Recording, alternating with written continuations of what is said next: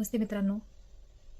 मालेगावात यज्ञा या 3.5 वर्षाच्या मुलीवर एका 24 वर्षाच्या नराधामानं बलात्कार करून तिची तोंड दगडानं ठेचून तिची हत्या केली.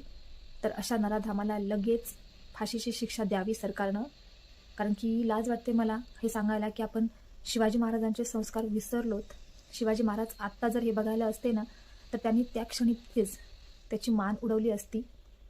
तर मला प्रत्येक मुला किंवा मुलींच्या आईवडिलांना सांगायचं आहे, हो तुम्ही तुमच्या मुलांना चांगलं शिक्षण नाही देऊ शकला तरी चालेल, पण त्यांच्यावर चांगले संस्कार मात्र नक्की करा.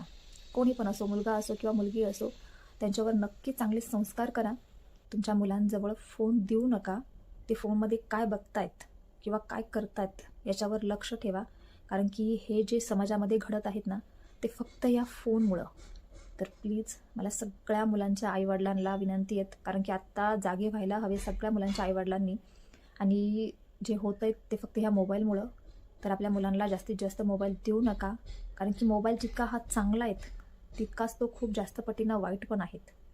तर अशा घटना होणार नाहीत याची आपण प्रत्येकानं काळजी घेतली पाहिजे.